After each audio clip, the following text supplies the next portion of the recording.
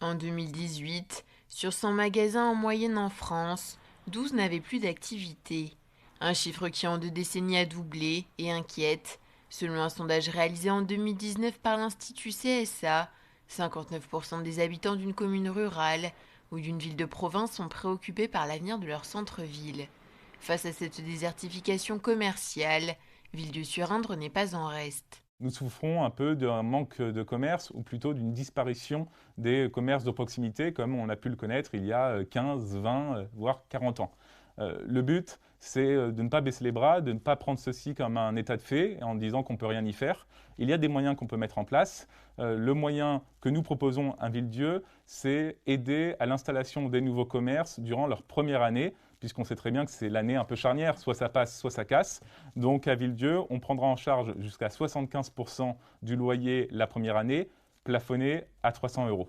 Une aide à l'implantation commerciale qui pourrait aider à répondre aux attentes des théopolitains. Quand j'ai fait ma campagne électorale, j'ai fait du porte-à-porte dans les 1250 logements que compte notre ville et j'ai demandé aux habitants ce qui les intéressait le plus, ce dont ils avaient le plus besoin.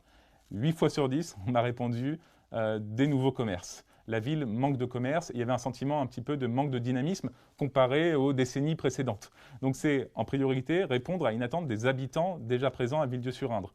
Ensuite, c'est de donner une image dynamique de Villedieu-sur-Indre pour séduire des nouveaux habitants qui chercheraient à s'installer dans l'Indre et autour de la ville-centre.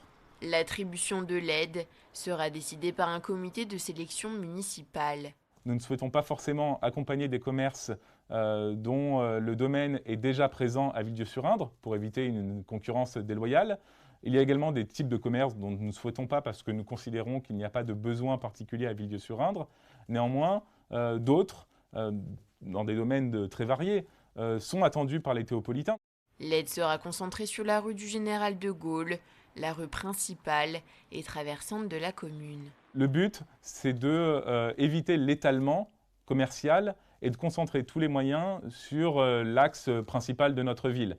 Et également, c'est là où nous avons peut-être le plus de commerces et de logements vacants. Donc il faut combler ces trous pour donner une image plus dynamique de Villedieu. Avec ce dispositif, Xavier Elbaz s'inspire de communes comme Nemours ou encore Châteauroux.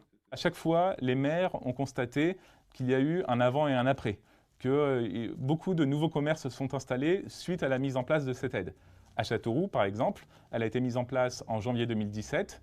Les années précédentes, le solde entre ouverture et fermeture de nouveaux commerces était négatif. Depuis la mise en place de cette aide, et la ville de Châteauroux a aidé 40 commerces, a accompagné 40 nouveaux commerces, le solde s'est inversé, il y a plus d'ouverture que de fermeture. Le maire de Villedieu-sur-Indre espère que sa commune profitera des mêmes effets.